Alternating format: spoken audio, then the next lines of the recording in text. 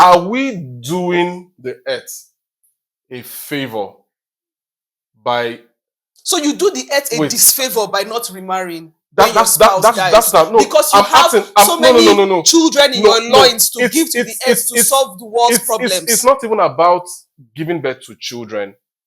For some persons, this argument might be around providing another nexus point for the world to benefit from all that still remains resident in that man who hasn't passed yet. What type of question is this? It's just a thinking. I'm just thinking aloud. So there's this video that is trending online, and just before we dive in, my name is Joseph. This is Juliana. You guys are welcome to House of Utterance, and we'll try as much as possible to keep it real on this session. Yeah. So like I was saying, there's this video online. It's a trending video about a man. I think there are divergent stories about the incident. Maybe the man was initially married to the first woman. The woman travels abroad. Maybe she starts another life. Somehow he gets married to another person, and they all like grew up in the same neighborhood. Then all of a sudden, this other woman comes back after like 20 years, and she's in the man's face, like trying to become that wife or that woman that the man once knew. And it almost appears as if the guy has been in a lot of confusion. For me personally, the way he has been reacting, although I can say he's keeping his cool. He's keeping his cool. The women are doing their thing, looking at each other's eyes, trying to like they are waging war for his attention. Why? Yeah. Why? Why No, are they waging war for his attention? I'm He's the looking only at man on earth. he's a successful man. A 60-year-old man who has an automobile business that is doing extremely well. Another thing I think I noticed based on his name, he appears to maybe be from Edo State. Congrats. I know there are some aspects of the Edo culture Mm-hmm. that that embraces polygamy Okay. as a monogamous way of life. Yeah. I'm just trying to say that polygamy as a wait now, wait. monogamous way of The way life. people accept monogamy as Christians, Yes. Edo culture, by and large, generally speaking, does not frown at a man having more than one wife. Whether he's a Christian, he's a Muslim, or he's a traditionalist. It's just something about the culture. When people say, we'll change the culture, I think Edo culture just has, like I have some friends, from even some Asan guys that I know, some Bini guys that I know, and, the idea is just such that if they can handle one, why can't they handle another? If they can take care of one, why can't they take care of another? The culture doesn't actually frown at it. What I don't like about the scenario is the fact that he's acting oblivious. And that's what I've noticed with a lot of men. I'm not speaking for all. Okay. But there's this thing about men acting like they're helpless. Like there's nothing they can do. Like, the two men are fighting for me. Oh, wow. There's nothing I can do about it. No, but I will just stand around and allow them do their cat fights. You understand? Because even in one of the videos that I saw, somebody from the stage had to step in to whisper to one of them to back off a bit. Okay. But the man in question was just like... He's helpless, actually. He's not helpless. So what can he do differently? For the woman to have traveled and... for the woman to travel and come, dress up and have invites for a birthday party that most likely would have been by invitation only. That means somebody gave her an invite. She's not there because she crashed. Do you understand? Yeah. So if she got an invite, she would have most likely gotten the invite from the man or from his family members that still like her and want her to come back to the family. Because sometimes a man too can act helpless. He will say, it's not me. It's my mother that said. You'll not be asking that a 60-year-old man, your mother that is 90-something is the one that is forcing you. You say, I'm helpless. Wow. So that's it. So for her to have gotten a card to come inside that place, somebody gave her a card. I don't think she crashed into the wedding or the birthday. Yeah. So now that she's now there, the man is now... No. If you have been married to somebody for 20 years and you want to be with that person, then you'll be very direct and say, please, I don't want you here. Yeah.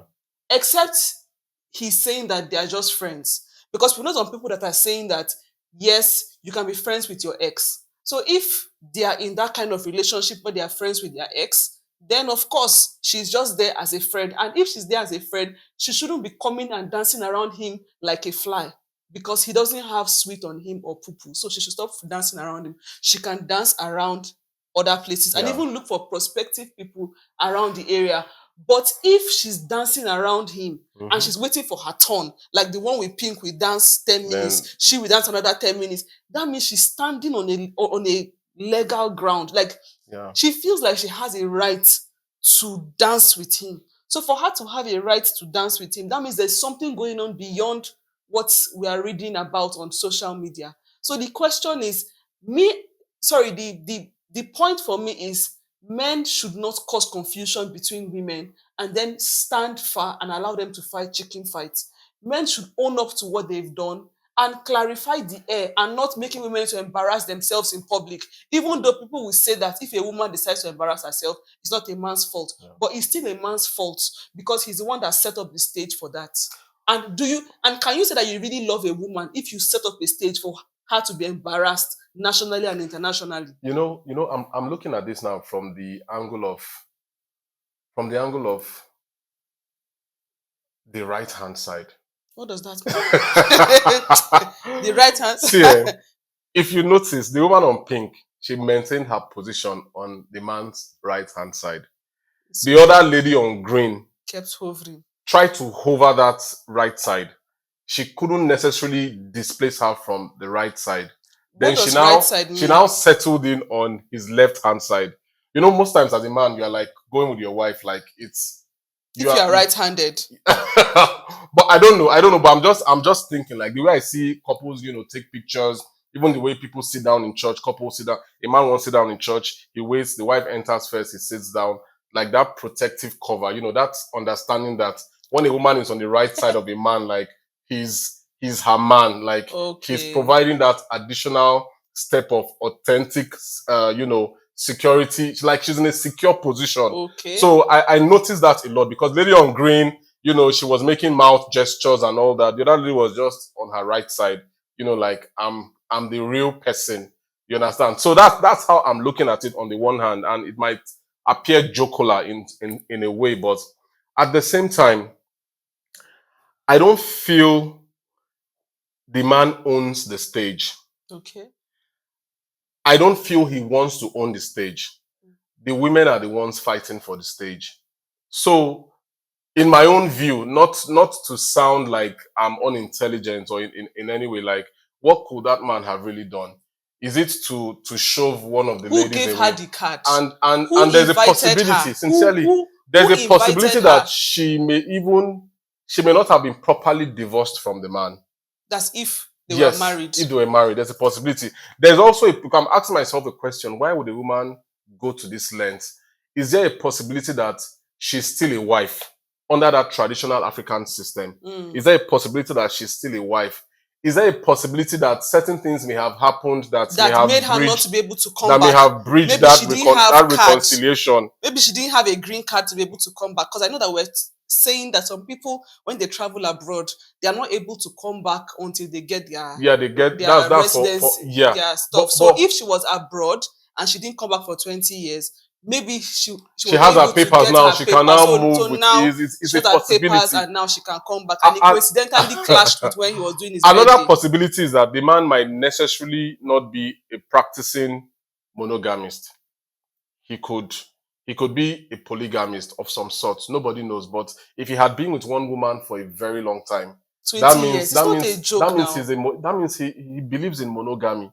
But this other lady coming back, it could be like maybe there's a child in question, there's a child tie, there are some unresolved issues, there are discussions that have necessarily not been had, and that woman may just have wanted to just come and show that she still has a place in that man's heart. One, she's still relevant, in the scheme of things to what the man is doing. And you may never really underestimate the fact that for families within the Edo culture, for example, that believe in this whole first son of the thing and all that, maybe she has a son for the man. And the son is the first son. Yeah, so in her opinion, that culturally can give her a place, not necessarily a place on the premise of marriage, but a place, a positional place in the culture. Yes, in the culture. So I just see everything because the man was a bit laissez-faire around the entire thing. But he didn't seem to be under any form of pressure. How will he be under pressure? After all, it's him they're fighting for. Do you know, Joe, what I would even say about this whole fighting bar?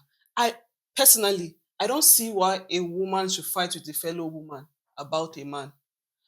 If you are with a man and there's another woman in question, your fight should be with the man, not with the woman. That's what I think. For example, if somebody is dating... Some people have fought with men and they are the ones that left the house. If someone... You go and fight for kind of men that are looking for opportunity like this. Your Ghana must go insurrection. Why I'm saying this thing is because I don't really see why, for example, like you are dating a guy and then someone comes to tell you that there's a girl that is trying to check your guy. And then instead of you to confront the guy that you are dating to know whether he's dating the girl or not, you now go to girls' hostel. Maybe you are staying off campus. You now go to girls' hostel to go and fight with your fellow girl about a man that is even somewhere just maybe even looking for a third person. Then you now injure. Then the man is far. No, I think your discussion should be with the man. Or if you are married and you are married to a man and all of a sudden you're now getting suspicious. To me, you don't have any business with the person. The person outdoors. No, you don't have any business. You don't even have to make any scene outside. You know why? When you make a scene outside, people will say that it's you that is crazy. They will not even attribute any of the issues to the guy. They'll just attribute it to you. And when people are talking about mad people, you're the one they will call. So why not carry that madness into the house and have that conversation with your husband? Anyhow people want to shout, bring out your voice. When the people are done, and these people have come to a resolution, that's assuming you're married to someone that is truthful, because some people are liars. They can never say the truth, never ever, until you catch them red-handed. You understand? But if you're married to someone that you can get the truth out of, then you should have a conversation with the man and not be fighting and wasting your time. That even takes me to the best way to catch a man. The best way to catch a man, like Reverend Sam said, he says red-handed. It's not by speculation. It's not by somebody said, another person said. We saw him there, we didn't see him there. He was under the bed. He was in a boxer somewhere. Down. Even if you see a video, it can still be AI. Yes, it can. It can still be artificial intelligence. So what do? You have a man who is a rumbler and all of that. The easiest way, don't even let him know that you are onto him. And I'm not saying go and start checking your husband's phone. You're trying to catch a man red-handed. No, but if it's that man, tell me that don't check phone, don't check. If what you are checking for, you will always find what you are checking for. I used to say that in the past because I was saying that on the premise of another belief system. But my new belief system now is my password and yours is the same. There's no. So any day you are bored at night, for example, now you can pick my phone if you don't have office work to do. I'm a busy woman, but once in a while I can scroll through just to understand where you are, because there were some. Last week, I think I scrolled through and I sent myself some messages from your phone. I forwarded some messages to myself. You now woke up in the morning, you're now saying, you forwarded some messages. I said, yes, of course. But those were my messages. Those are messages of my current state of mind. And it was good because I didn't share those things with you, but I documented them. But you know how God even helped us? Yeah. That night, I'd already written that I don't know what is going through this man's mind. It seems like I don't know what is on his mind. So later, I now said, why not? I now scrolled, and I saw what you were now writing to yourself, and I forwarded all of them to myself. You now asked me the money, and I said, yes, of course. If you are reminiscing with yourself and you are thinking in your mind by yourself, then I should also be able to read your thoughts. So that's actually healthy, because before I put anything on my phone, I know that there's a probability that you might stumble into it. So for me, it does not necessarily mean that I will now be careful of what I'm putting on my phone. Or that you have a second phone. I don't. Or that you are writing it somewhere else. No, whichewhere else? Where could I possibly be writing it? There's nowhere else. I don't have that time for moving and meandering and all that. So I just also want to talk about the fact that I don't want to push the African narrative, right? I don't want to push that. But at the same time, we've already established that for a woman, if you want to get him and get him red-handed, don't do all this cho. They said. No. be intelligent enough to set up your own game. Set up a game that I'm not encouraging you to now go and be doing all those cheaters, all those live series where they catch cheating people and all that. No. And I don't pray that your husbands are such that are cheaters. I also don't pray that your wives are such that they are cheaters. But if you find yourself in that kind of a scenario, the best bet is to catch a man red hand. But before you drop the point that you want to drop in, because my body is peppering me. I want to say something there, and I want us to just hit it off from one of the videos we made about Hagar, Sarah, and Keturah. Wait, before you say that, Hagar, Sarah, and Keturah. Yeah. I think that if a man is cheating or a woman is cheating, the best thing you can do for your partner is to be truthful and not secretive.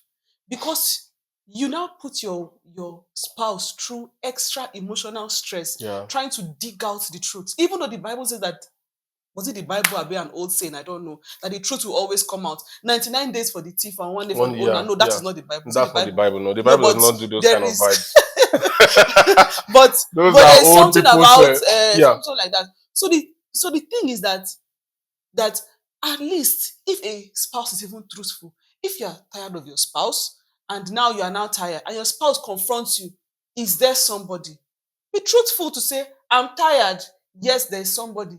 Than to be pretending, lying, coming to the house, still paying school fees, lying, doing those undercover things. Then your wife has to now do undercover again to be able to find out. No, it's too stressful. It's a bit stressful. That's the best thing you can do. Because I even think that cheating is even stressful. There is also STDs that you can also give to your wife or you can give to your husband, depending on who is cheating. So why not just move out? And just to drop this, I think in church, Reverend Sam mentioned the story around a lady whose husband was cheating. The guy had already contracted or contacted HIV. He was even at advanced, like maybe he was on AIDS level or HIV, I can't really tell. But apparently he has been on drugs for very many years. And he had continued his nefarious activities without telling the wife. And he's on drugs without telling the wife.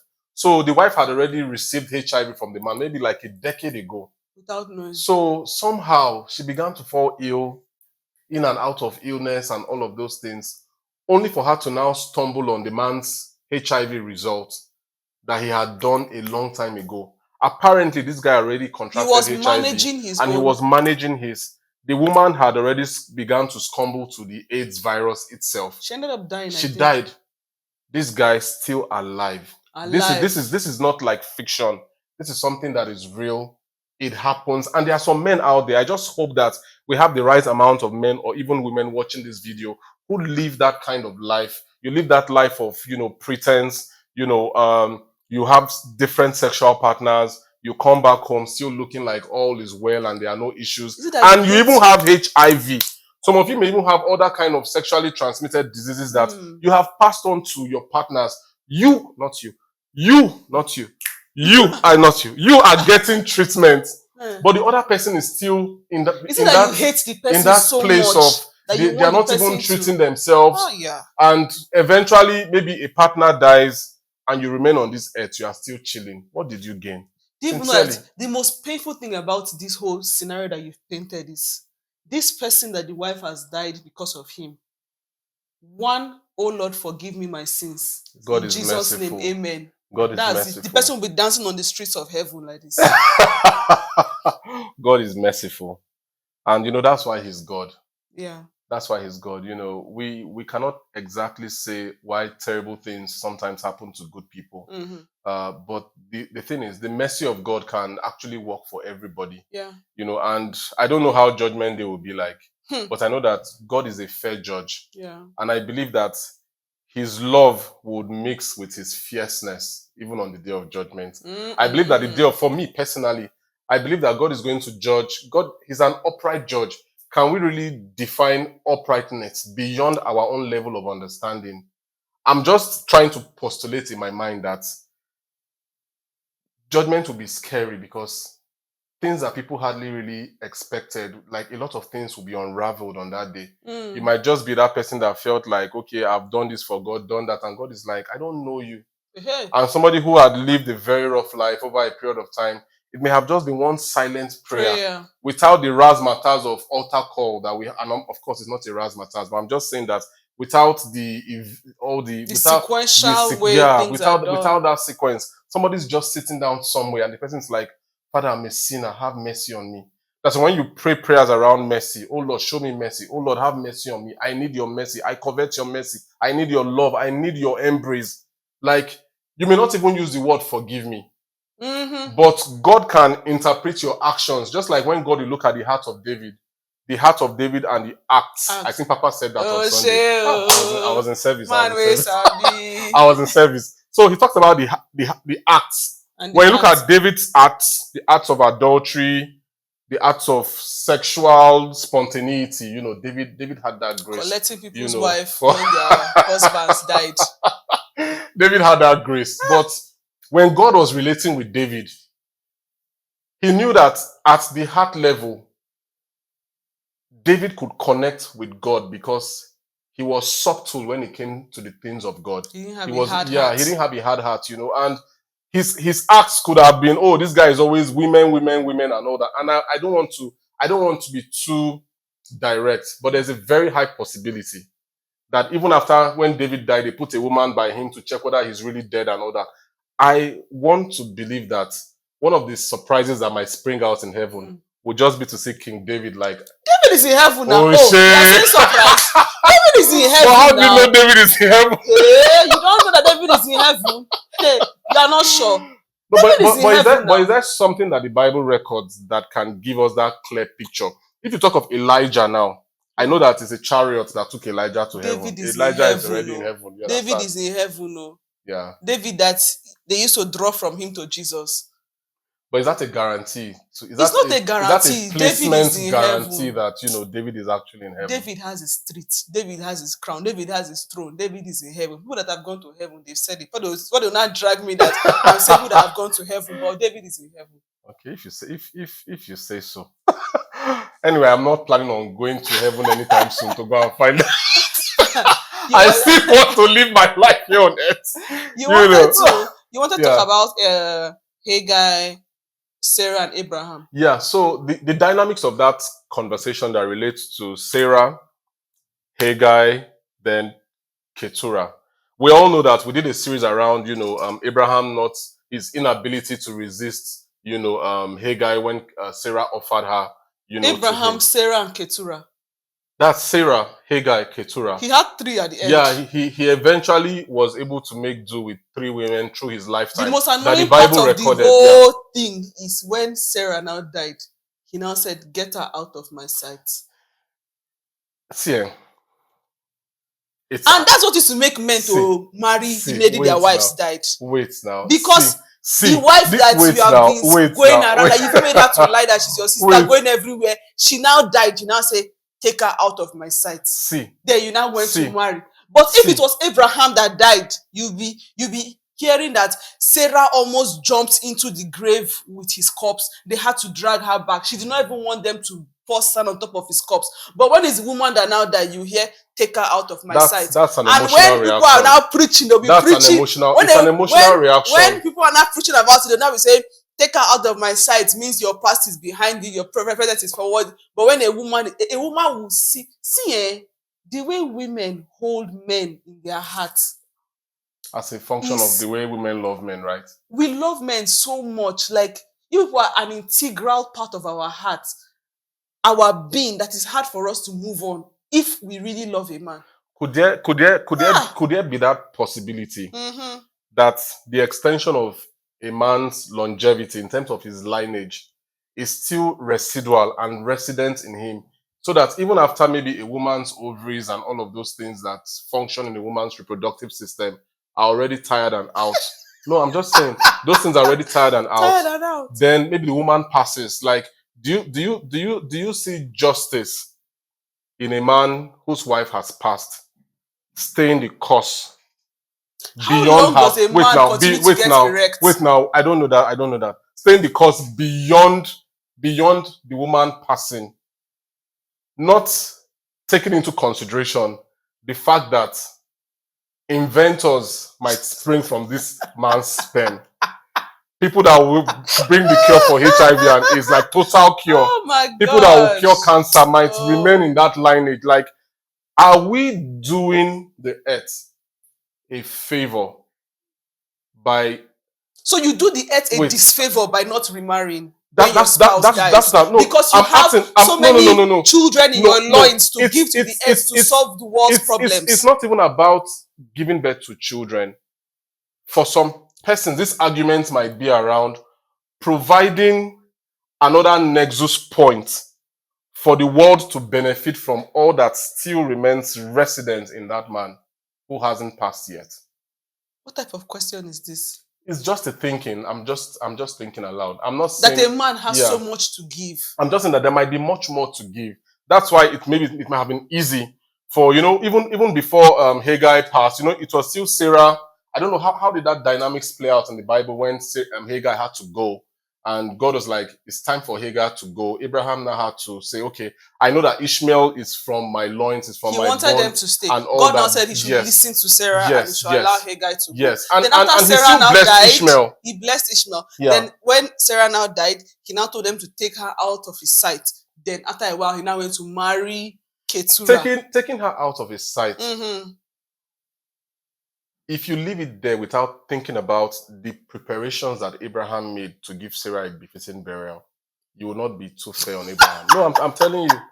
He asked for the best. Who cares about befitting burial? Now, it's important because when you went to go because sometimes when you are sometimes when you are trying to close a chapter, you close it with honor. When you're trying to close the back door, it's just like Papa was talking about people the woman that gave her life for you is now back door. No, she's not a back door, but she's no longer in this cosmos, in this current existence. And I'm just saying that if it were possible that maybe spouses just die at the same time and they go. That's the best. But God, I feel that God takes individuality very, as it rates high when God is rating. God is looking at every human being on the strength of their own individuality. And also, let's not forget that the purpose of God would usually still stand. So there might have been a possibility, if, for example, like Abraham that died, for example. What did Keturah's children do? They were mighty men. Read your Bible.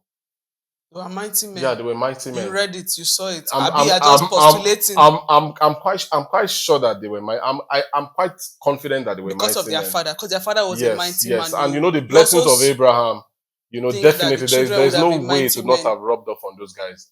Those guys were mighty men. It would be nice to even, like, if we could trace the genealogy of, the other sons and see, I can almost tell you that in terms of inventors in the world right now, there might be a linkage. You can also almost tell me. No, but you see, the best life we can live, Juliana, is right now. The best life as a husband, as a wife that you can live is right now. It's not even the promise of a Dubai trip tomorrow. It's not the promise of, walking on that river when you go to Paris and you're almost by the Eiffel Tower. There's a stream or a river that moves, the Rhine River. I don't know what they call it now. It's not taking a boat ride, through the love streets in Paris and all that. It's not that future postulation. It's right now. What can you do for your spouse now that can make you live the best and the most beautiful life now? Because now is all we have, Juliana. Now is all we have. I have you now, and I have you for the long long haul. It's going to be an everyday of now. Yes. It's going to be an everyday of now. So we cannot tell what happens when one person booms is gone, and all that. We can't tell. But like I've always advised, and I will keep saying, God forbid, like, it's not even God forbid, it's going to happen. If one person, maybe there's a family out there, maybe one person dies, another person stays, keep living your best life. Yeah. Keep living. I think that's the lesson from Abraham and Sarah's story. Life, keep living your best life. Does it mean getting married again? Sex is just one of the integral things in life. It's not the ultimate. No. Yeah. I didn't even say sex. Yeah. I said, does it involve getting married again? For some people, it will involve that. For others, it would not. For some, it would. Even for some women, they would still. Yeah. And I really don't know. It would be nice to really study how that,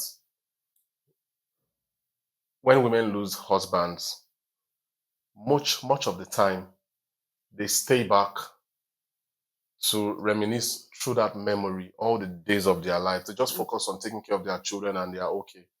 Even though these days you still find some men, some will play out.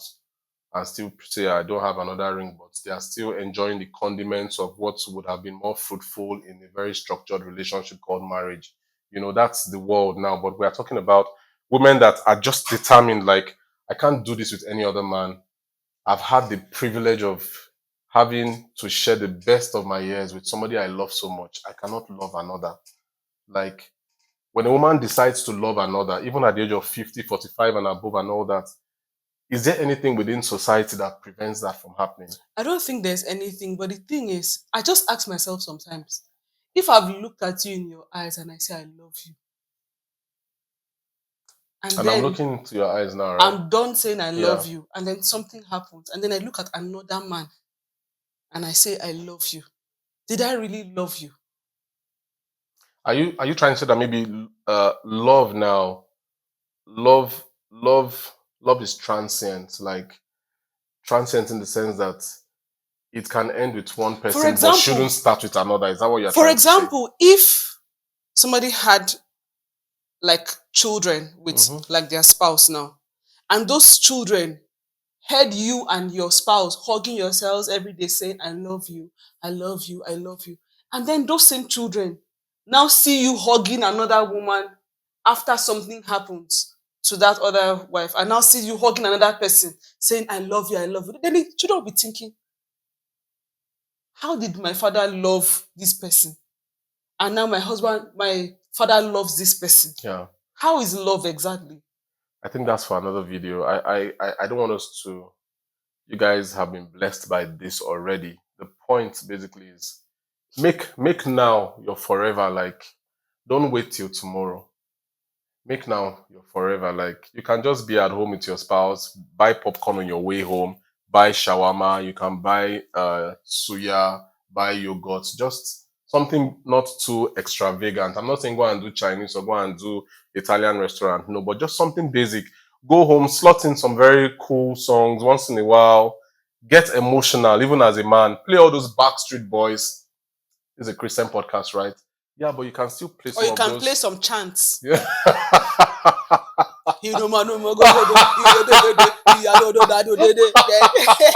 You and your spouse will now be having a nice No, time. but I still feel that the place of like all those Westlife back in the days, in Sing, Backstreet Boys, Luther Vandross, like all of those are gems, man. Put those gems on and get it. Just hit it off once in a while. You don't need to be in What do you mean Dubai by to hit hit it it off. off? Just hit it. You know what I mean? Okay. All right, guys. Love you guys. We'll see you guys on the next video. Please, Yeah. we don't support polygamy because we are Christians. We believe in the one wife, one husband system. But the fact is that society throws too many things in our faces, but we need to be clear where we stand as Christians. And I think that's why we have this podcast. But Don't set the yeah, stage also for yeah, women to fight and embarrass yeah, themselves. true. And then you just stand aloof. No. Don't Nah, do that. don't do that. God bless you guys. See you on the next video. Yeah, bye.